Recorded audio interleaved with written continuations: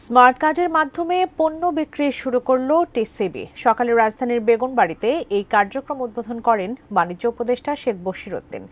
তিনি জানান, খাদ্য নিয়ে দুর্নীতি কমার পাশাপাশি ভর্তুকি মূল্যে প্রয়োজনীয় পণ্য পাবেন মানুষ।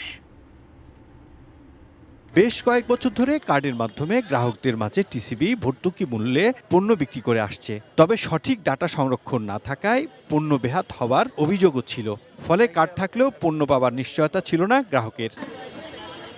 এবার স্মার্ট কার্ডের মাধ্যমে টিসিবির পণ্য বিক্রির ফলে প্রতি মাসে ভর্তুকি মূল্যে পণ্যের নিশ্চয়তা পেলেন গ্রাহকরা। স্মার্ট কার্ডটা হওয়ায় একজনের মাল আরেকজনে নিতে পারবে না, যার যার মালটা সে জেনুইন ভাবে নিতে পারবে। মনে করেন যে আমারটা আমি তুলতে পারবো, আমার একটা আছে না, নিশ্চিত আছে। আগে টিসিবির কার্ড নিয়ে নৈরাজ্য ও দুর্বৃত্তায়ন হয়েছে উল্লেখ করে এবারের উদ্যোগকে তা সংশোধনের প্রথম ধাপ হিসেবে দেখছেন বাণিজ্য উপদেষ্টা। শিয়া বাটার ও ভিটামিন ই সমৃদ্ধ lily glam beauty soap. Lily, always beautiful. তিনি বলেন, এখন পর্যন্ত 63 লাখ স্মার্ট কার্ড বিতরণ করা হয়েছে। আরও 35 থেকে 40 লাখ কার্ড দেওয়ার কথা জানালেন তিনি। আমরা এই ডিজিটাইজেশনের মাধ্যমে যত ধরনের অন্যায় ছিল তার একটা বড় অংশ দূর করতে পেরেছি। আমরা শতকরা 100% এখনো দূর করতে পারিনি। এই প্রক্রিয়া চলমান।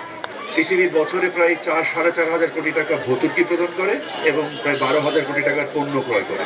আমরা এই 12,000 কোটি টাকার মধ্যে থেকে যদি 1,000 কোটি টাকাও বাঁচাতে পারি, তো আমরা আরো বেশি লোকের কাছে এই উপকারটা পৌঁছে দিতে পারবো।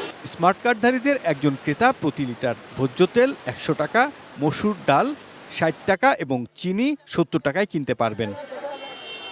রবিউল ইসলাম রবি, এটিএন নিউজ, ঢাকা।